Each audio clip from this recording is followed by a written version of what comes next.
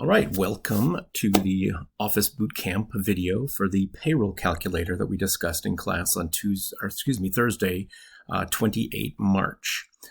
So the Payroll Calculator that we will be working on today, you should have a start file. And again, the start file has been saved in our class OneDrive. It was also shared via email as well as on the Microsoft Teams chat group for Office Bootcamp. So what I'm going to do, I have Microsoft Excel open at the moment. I'm going to go to our Teams folder or Teams chat group. And from there, you'll notice on Thursday at 10:45, I shared that Bootcamp Payroll Calculator start file. And so what I'm going to do is I'm just going to come over to that and I am going to download it. Now, what it did right there is it opened it in the Office online. That is not what I want to do. And again, I'm going to come here and do download. And it should download this file. And then once we've got it downloaded, then we can open it and it will open in Microsoft Excel. Again, we don't want to open it in the Office, the Excel Online web application. It limits what we can do, what kind of features we have for that project. So what we're going to do is we're going to open it in Excel from that start file. When this window pops open about protected views, and again, I've saved this file as a read-only file. So in order for you to make any edits to it, you'll have to first save it as your own file. And all we're going to do is enable editing. And then I'm going to go to the file, save as, and I'm going to bring it into our, into our Office Bootcamp folder. And again, I'm just going to double click on those X's and I'm going to save mine as Mueller. You can save yours as your last name. You don't have to save it as my last name. And again, save as type is going to be Excel workbook. So Bootcamp Payroll Calculator Mueller is how I'm going to save it. Again, you'll save it as your own last name. All right, so once I've got that open, you'll notice that, as again I've said, the start file has been created for you to eliminate most of the input data. And so what we're going to primarily do is do some formatting, and then we're also going to use a lot of those function and formula that we discussed in our introduction to our first lesson on Tuesday, March 26th.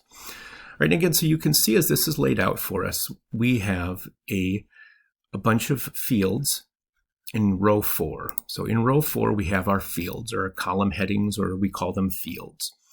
And you'll notice we've got first name, last name, job title, an email address, the number of dependents. The number of dependents will be important as we determine our federal income tax rate.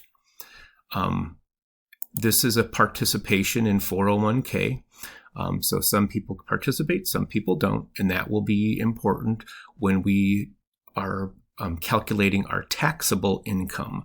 Again, because 401k deductions are withheld prior to taxation.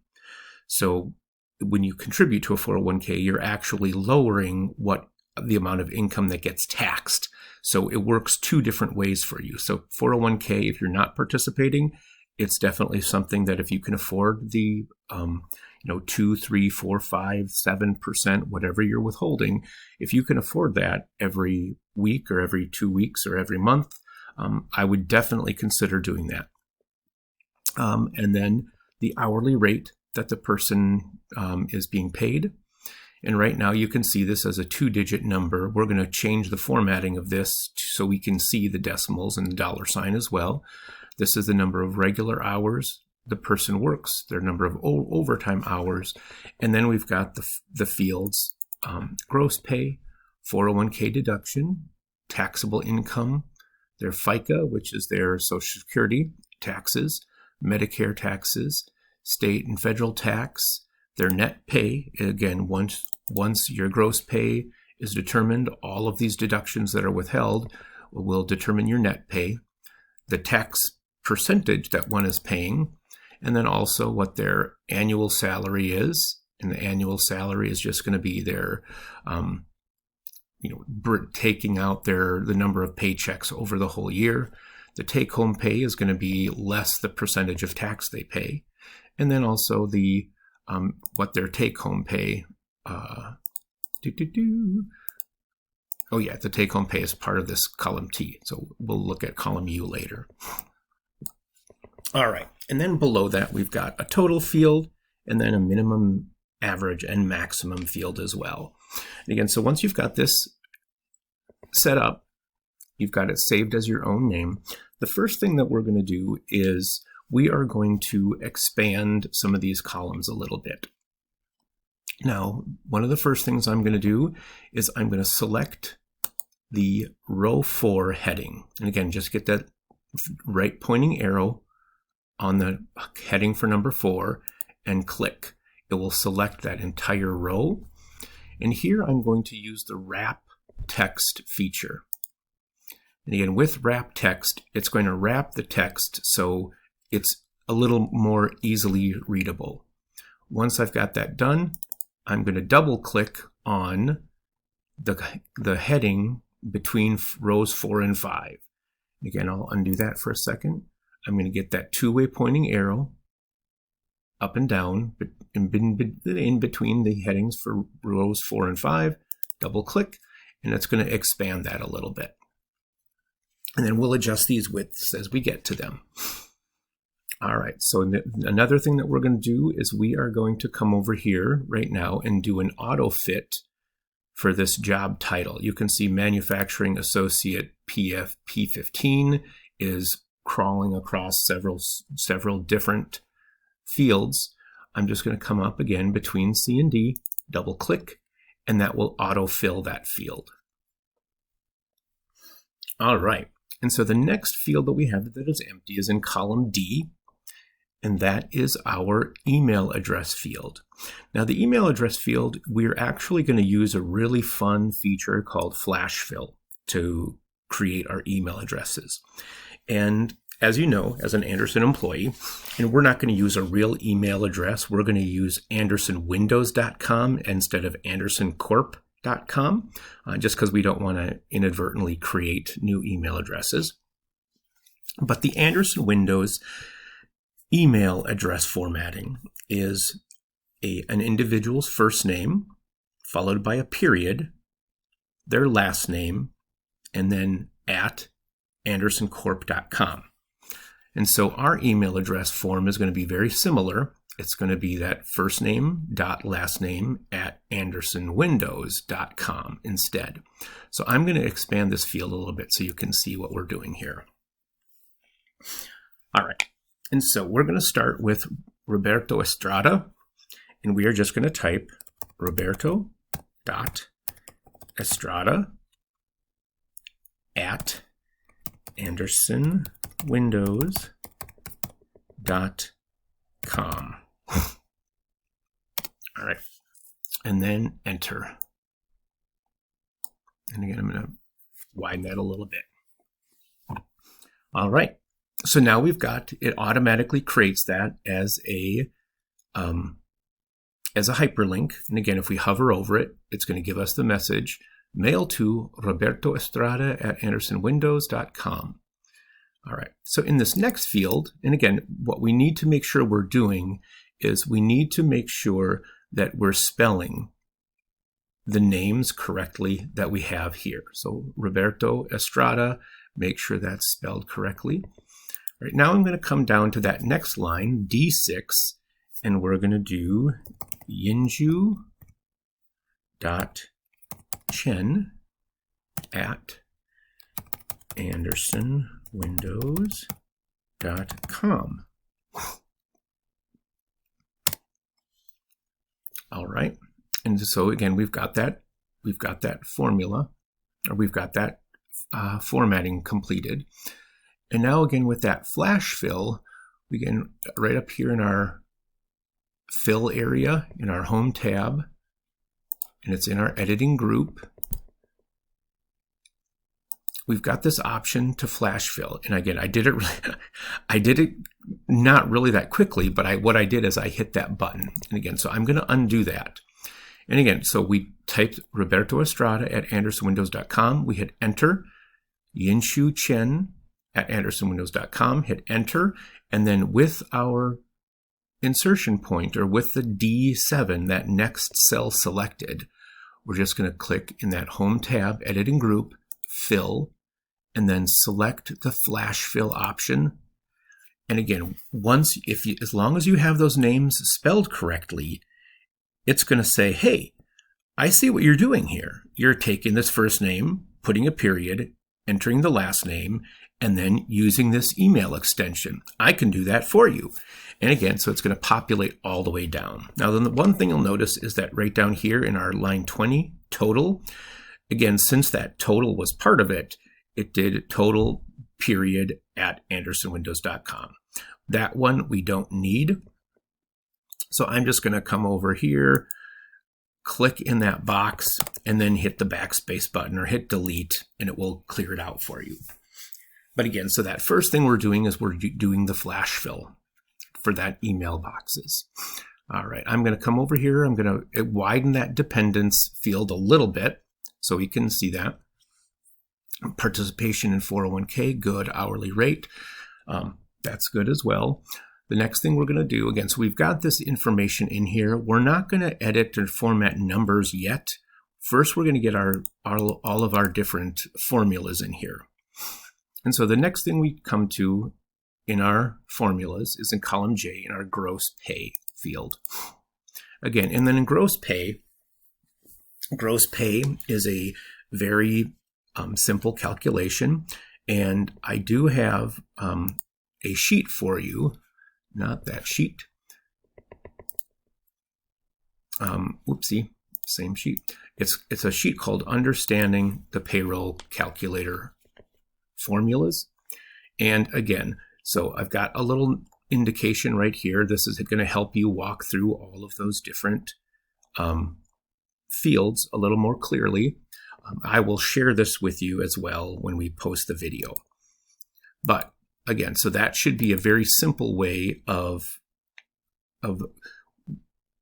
you being able to walk through those formulas for yourself if you need to. All right, and again, for gross pay, our gross pay is going to be our hourly rate times our hours that we work. Now, you'll notice that we also have overtime hours. And so to calculate our overtime hours, we're going to get our overtime hours multiplied by time and a half. So, 1 plus a half of what we're making for our hourly rate. So to create that calculation, I'm going to widen this just a little bit so you can see this formula. Again, we're going to start with the equal sign because the equal sign is going to indicate that we've got a formula or a function coming. All right, so we've got two problems here. We first have to calculate our regular pay, and then we have to calculate our overtime pay and bring them together.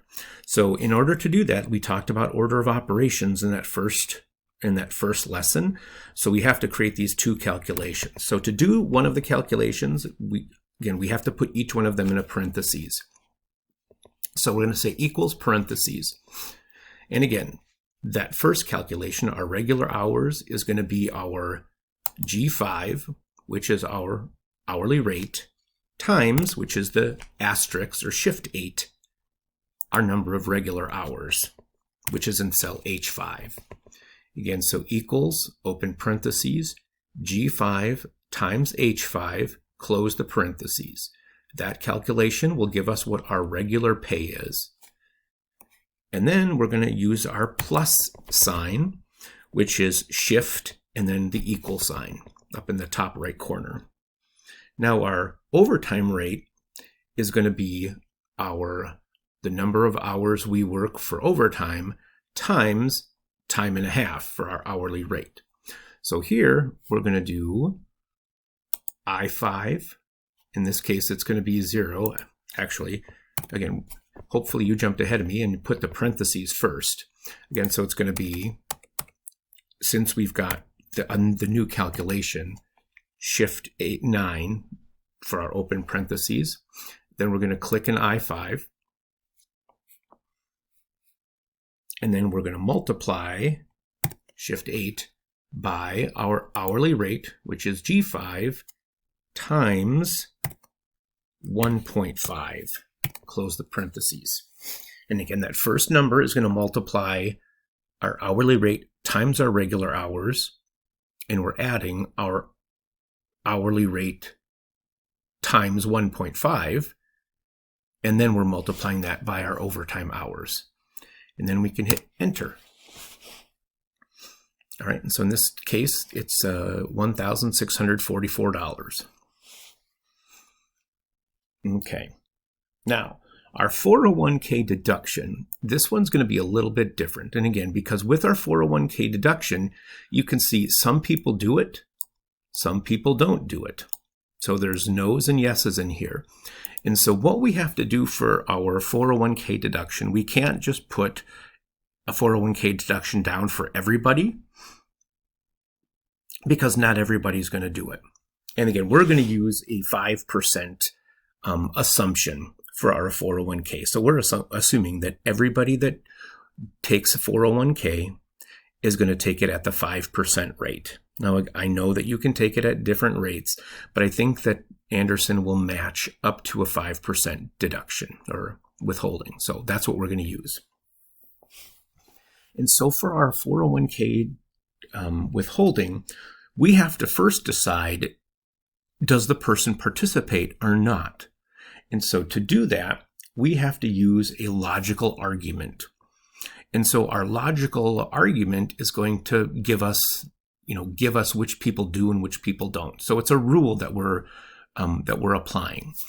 And then again, we'll notice that the participation in 401k field is in column F. So here we have to determine if the column F value is yes or no.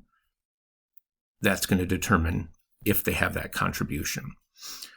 So what we're going to do is, there's a couple different ways that we can do this. We're going to do it both ways. The first thing we're going to do is we're going to click in cell K5. I'm going to come up to my formula bar and then double click that FX. Now that FX is our function, and with our function, it's going to open up a function dialog box. And again, so the function we want to use is the if function. Again, if is just going to give us a rule. If one condition is met, then we have one value. If it's not met, we have a different value. And so sometimes you'll see the insert functions, if will pop up right down here. If not, we're going to type if in this search for a function box. So we've got our if function. We're going to say go, and then it's going to show us all of the formulas that have if in it. I'm going to select if and then go. All right. So now we have our function argument dialog box that pops open. And again, it's going to walk you through step by step. So the first one it says is our logical test. And in this box down here, it says the logical test is any value or expression that can be evaluated, true or false. All right. So it's telling us exactly what it wants. And our logical test is column F. So if F is equal to yes, that's our function.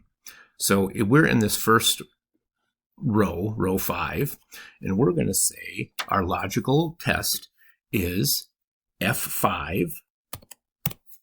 Again, that's cell F5 for this row 5 equals, and then we can't just put yes because we are looking for a specific word, yes or no. And so in order for the software to understand that, we have to put it in quotations. So quotation is going to be shift apostrophe, which is right next to our enter key. And then we're going to type yes, and then our quotation mark again.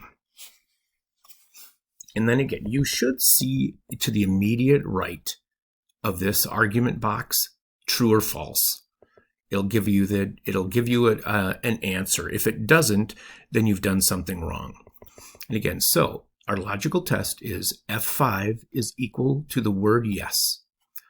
All right, so if F5 is equal to yes, then we're going to multiply our gross pay times 0.05. That's going to be 5%. And again, that's going to be in cell J5. So we're going to say if the value is true, then J5 times, so shift 8, 0.05. And then it's going to give us a little number over here to let us know what that value will be. So if we took our gross pay times 5%, we'll have an $82 contribution. Then our value if false, so if this answer is false, then they don't make a contribution, so we're just going to put a 0. So then you should see to the immediate right 0. And then at the bottom, our formula result is going to be 0 because they don't have that contribution. So I'm going to go ahead and I'm going to say OK. All right, and then it puts that 0 in. And again, if we look in our cell K5, in our formula bar up here, it gives us if F5 equals yes, then J5 times 0.05 or 0. So it gives us that formula right in there. All right, so that's one way of doing it. Another way of doing it is we can type that if argument right in the cell. And again, so if you are, the first time that you're doing these formulas, I would suggest using the function argument dialog box the way that we did it the first time, because that's going to take you through it step by step without having to use the parentheses and things like that. The other way of doing it is just in that, right in the cell, so in cell K5, we're going to type equals if, and then open parentheses. Now, again, this way, you're going to get a screen tip that's going to walk you through that argument as well. So you've got it right down here. And again, our logical test is if F5 equals the word yes. So again, yes is going to be in quotation marks. So that's our logical test. And then you can see after our logical test, we have to put a comma because there's a little comma right there. And again, so our logical test is first. Then we do a comma. Now our value if true. So, and then again, you can see a comma after that one as well. And again, so the logical test will be first, and then comma, what is the value if true? And again, we determined that it's going to be our gross pay, which is J5, times 0.05 or 5%. So if yes, then J5 times 0.05, comma. And again, comma is going to be that value if false. The value of false is going to be 0. And then we can close our quotation or close our parentheses because now we've got that filled out. And then we'll just hit enter, or we can hit the little check mark, the green little check mark right up here, and it will do the same thing. All right, so now that's our 401k deduction. Now, our taxable income. If, again, 401k deductions are non-taxable, because of that, our taxable income is reduced. So to determine our taxable income, we're going to take our gross pay, which is equals J5, and then we're going to subtract any of our non-taxable deductions. So in this case, it's just K5. So J5 minus K5 is going to give us our taxable income. And since this person doesn't have any non-taxable deductions, all of their money is taxable. So we're going to navigate over to cell M5. Now M5 is our FICA. And that's just our federal contribution. That is what we typically refer to as our Social Security. Now, Social Security is interesting because It is a contribution. Half of the contribution that you owe is made by your employer.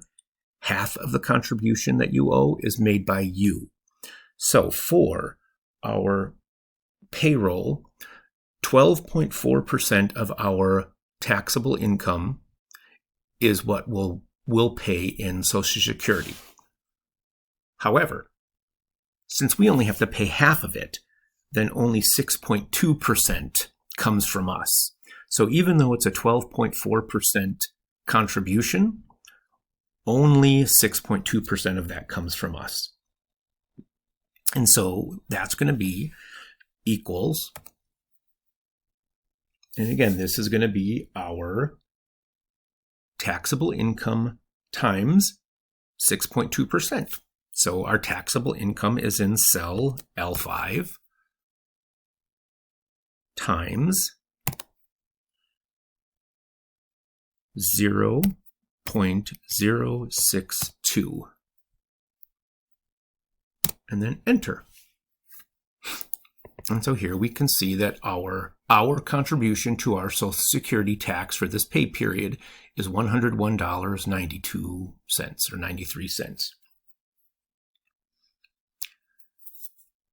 All right, so again, hopefully that makes sense. Again, it's a 12.4% contribution in total, but that's equally paid between the employer and the employee. So on your paycheck, you should see that FICA, your deduction, is the same as your employer's deduction. All right, next one is our Medicare. And similarly to our FICA, Medicare is paid equally by us and the employer as well. So the overall percentage is 2.9% of our taxable income is what we owe for Medicare. But since that 2.9% is shared, we only owe 1.45%. So again, it's going to be equals our taxable income, which is in cell L5, times, again, 1.45, so 0.0145. And again, that decimal equivalent of 1.45% is 0.0145. And then equals, and then you'll notice that $23.84 is what we owe for our Medicare contribution. Okay. All right, and then the next field in column O is our state income tax.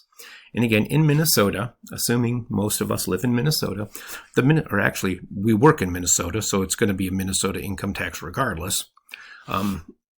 The state income tax level is a flat 5.5%. It doesn't make a difference what your contribution, what your payroll level is. If you make $1 million, if you make $25,000, you're going to pay a flat 5.5% tax, which is different than our federal tax, which is based on a progressive tax system. So our state tax, again, is going to be our taxable income, which is L5, times, so that's shift 8 again, and again, 5.5% is going to be 0.055. So 5.5% is going to be 0.055, and then enter or click the little green check mark. And our state income tax for this pay period is $90.42. Okay, the next one in column P is our federal income tax. Now, federal income tax is, again, we called it progressive. If you look in sheet 2, I put the federal progressive tax in here. And again, progressive tax is just based on a value. So again, if all of the money you make up to $11,000 is taxed at 10%. 11,000 to 44,000 is taxed at 12%. So again, your tax rate at that first $11,000 is 10. And then the next $34,000 is taxed at 12%. The $50,000 after that is taxed at 22%, and so on. So it's your whole income is not taxed at this 35% tax. It's going to be 35% is only going to be that, $300,000 up at that upper level. So it's going to be a bunch of numbers added together.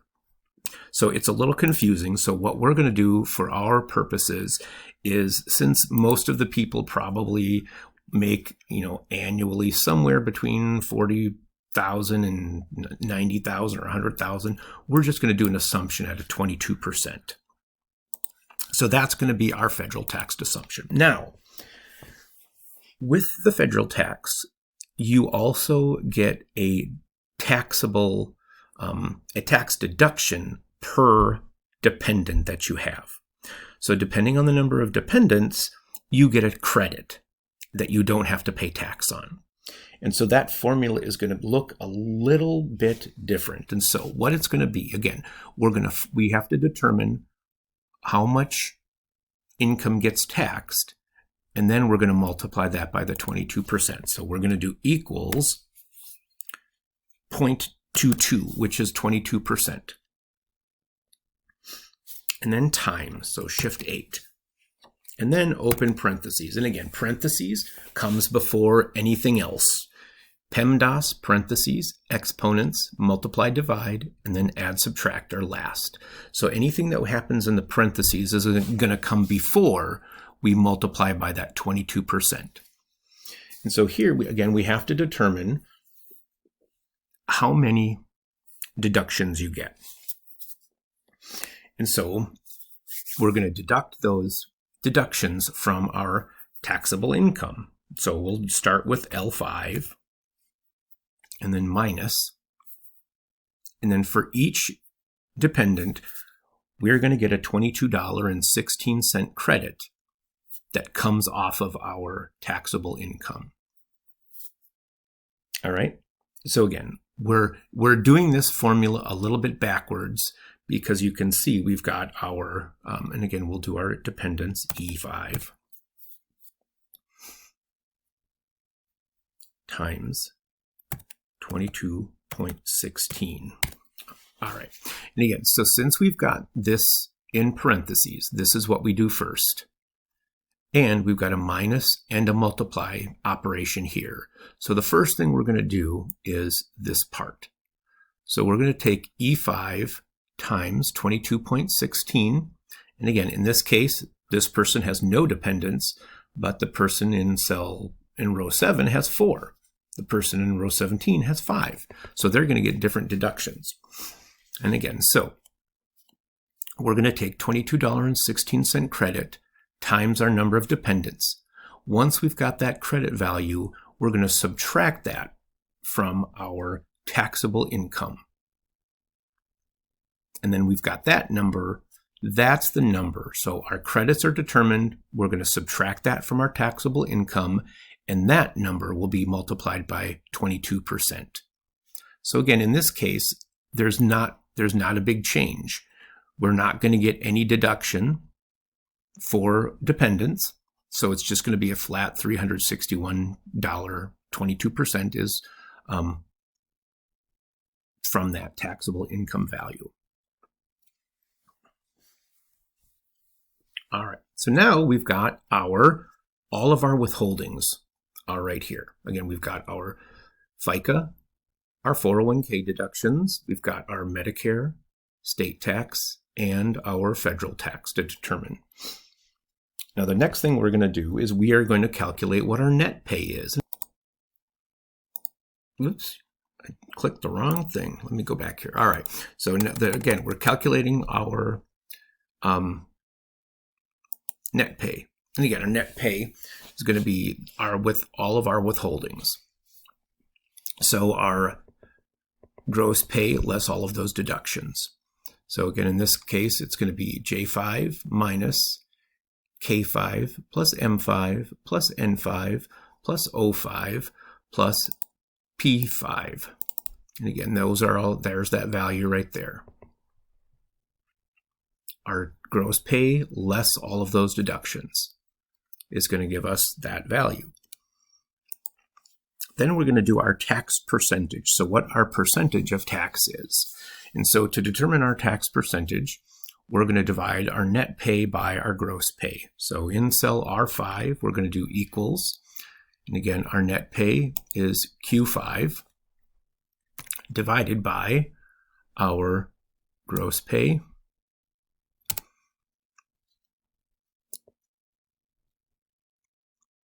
And so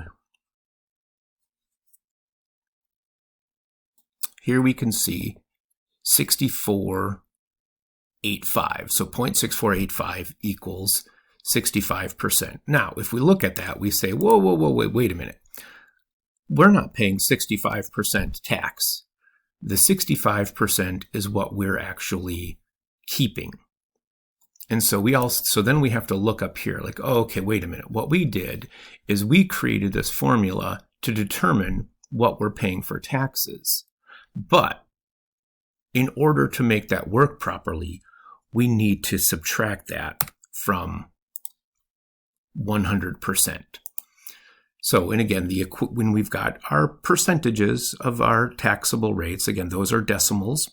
So what we need to do is we need to figure out what that rate is minus and subtract it from our 100%. So here we're going to say equals 1.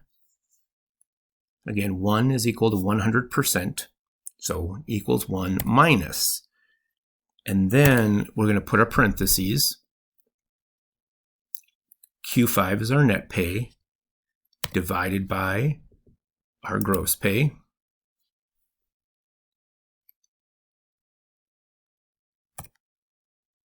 And then close the parentheses and equals. All right, so that's a little bit better. So from determining from our net pay to what our overall gross pay is, this is what we're paying in taxes. But again, then we can think, well, are we sure that that's what it should be? Because our tax percentage is only determined on our taxable income. So it's not going to include what we have, our deductions. So here, instead of that J5 as the value, we're going to change that to L5.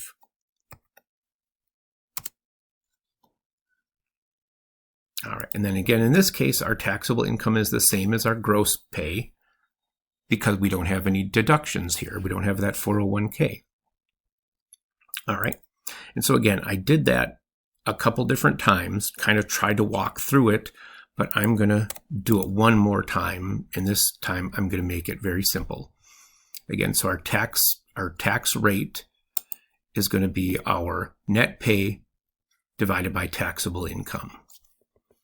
And again, we're going to subtract that from the 100%. So equals 1 minus, open parentheses, Q5 divided by L5, close the parentheses.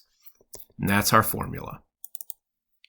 Again, it's going to be 1 minus, and then the quantity Q5 divided by L5. And that's it.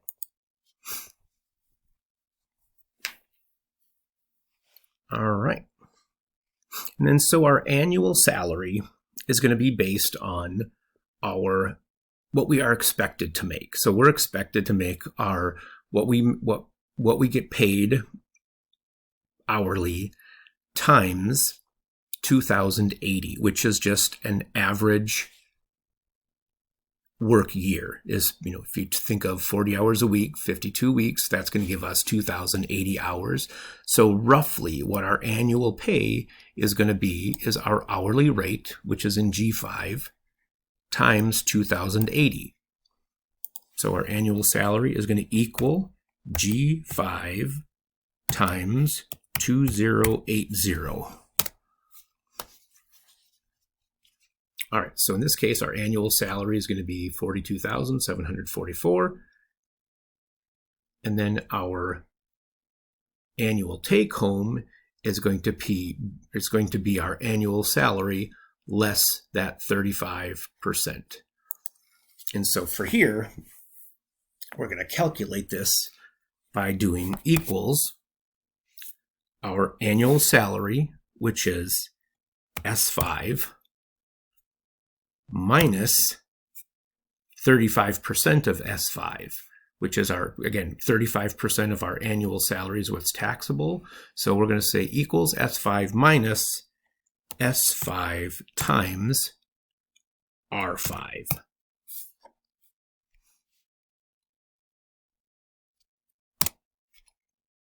And then that's going to give us what our annual take-home pay is.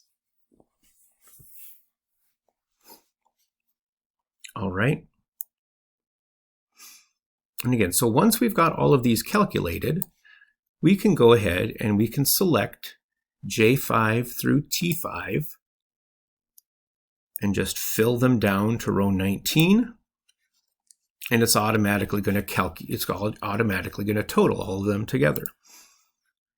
And again, so right now it's a little bit messy because we're looking at the numbers in different ways. Again, so some of these are values, some of these are percentages. So let's just fix them a little bit before we do this so it's not so confusing.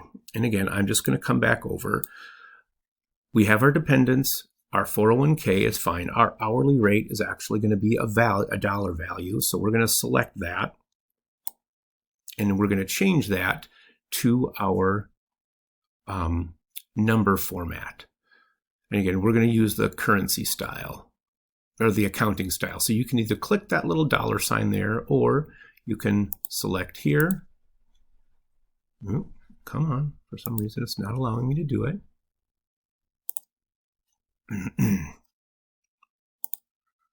All right, just 1 second.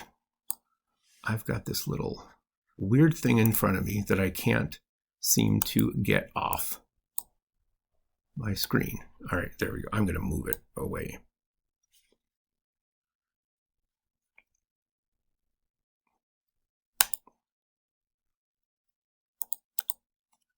All right, so now let me see if I can do this.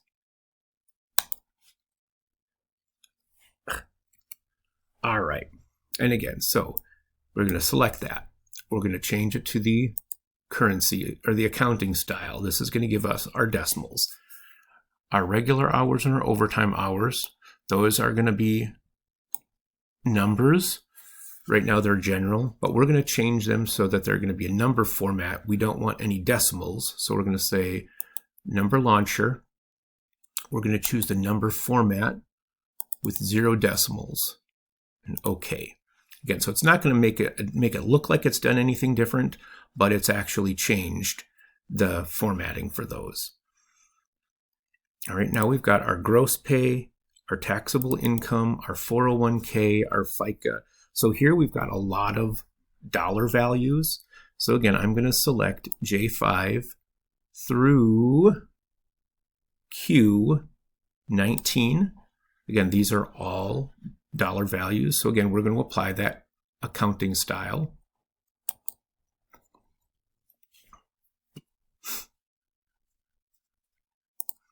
Okay, and again, we'll fix these in a minute. The pound signs just mean that the number's too big for our column.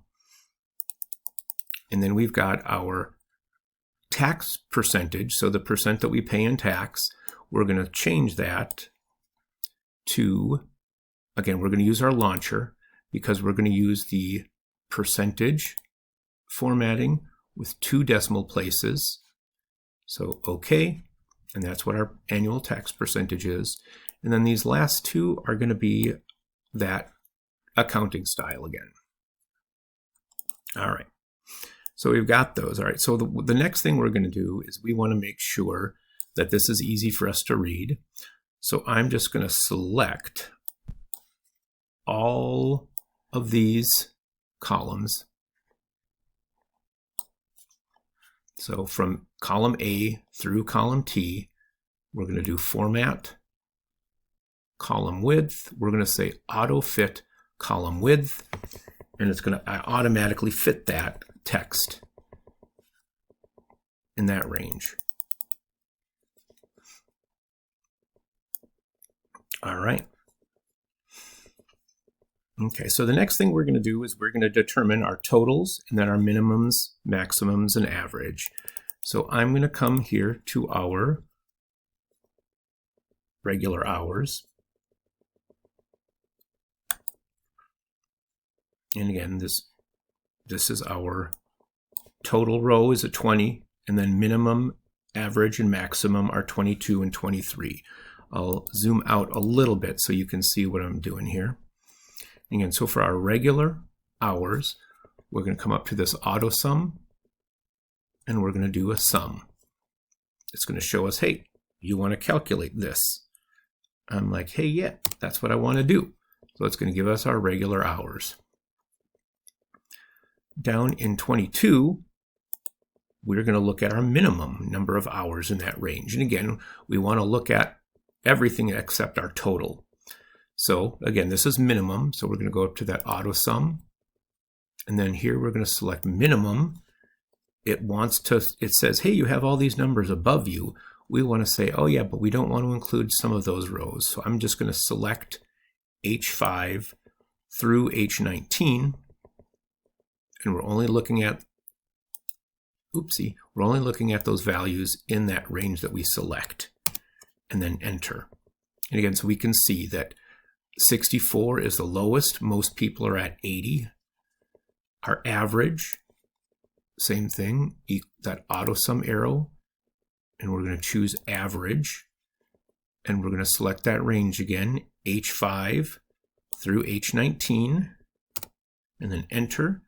So our average is 79, and then our maximum, again, auto sum, max, and our range H5 through H19, and enter. All right. Now we can take that, what we've just done, we can select that range, and now we can fill it across this entire area.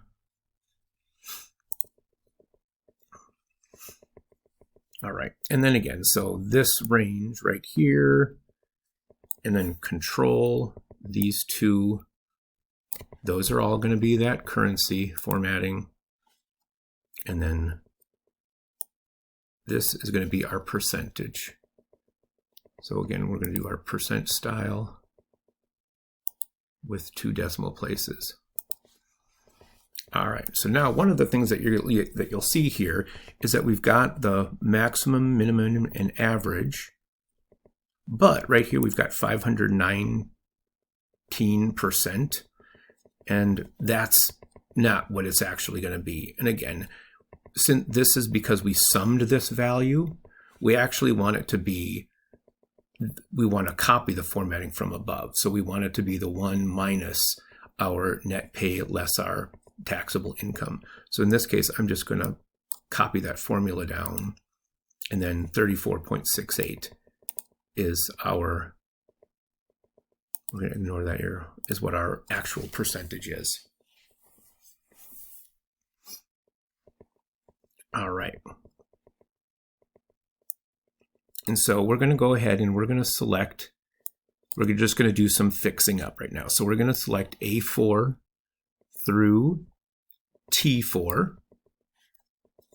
We're going to apply the style, heading 3, and then we're going to center it.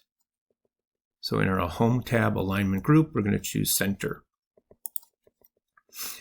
And then in row 20, so A20 through T20, we're going to do the cell style total.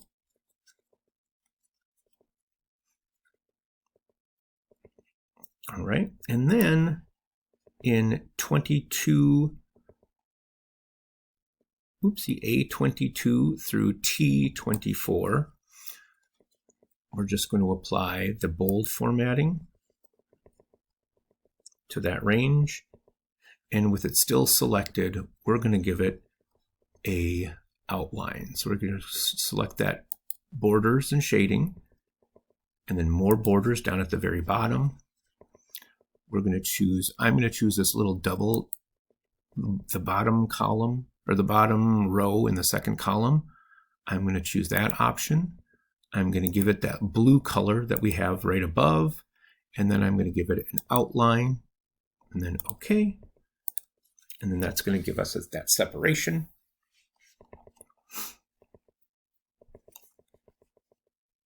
And then we can come over here up at the top. We're going to say Anderson Windows. And then in 2, we're going to say Payroll Calculator. And we're going to select A1 and A2. We're going to apply that title style. In cell A1, we're going to make it 20. In cell A2, we're going to down to 16. We're going to change the font color for those two to this orange. And then we're going to take A1, whoopsie, come on, A1 through T1, merge and center, and A2 through T2, and merge and center. And then we're going to click our little save button again. And then that project is complete. And again, if you want to do a couple things to jazz it up, you can, that dependence and the participation in 401k, you can center those so it's a little bit easier to read.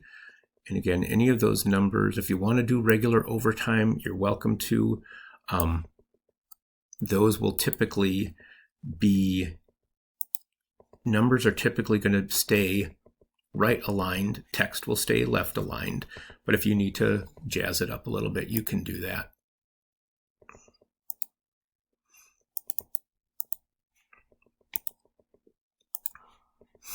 And again, so however you want to, oopsie, come on, did I get that?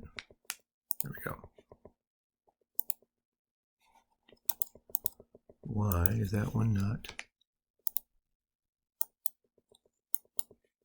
Anyway, all right.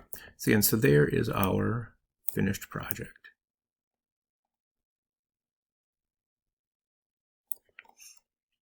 And again, this gross pay one, that one is our gross pay for those, that grouping for the week or the 2-week period. Our annual, this annual calculation is for if we extended these over a whole year. All right, so that project, I'm going to save it, and then this one is done. So thank you for watching.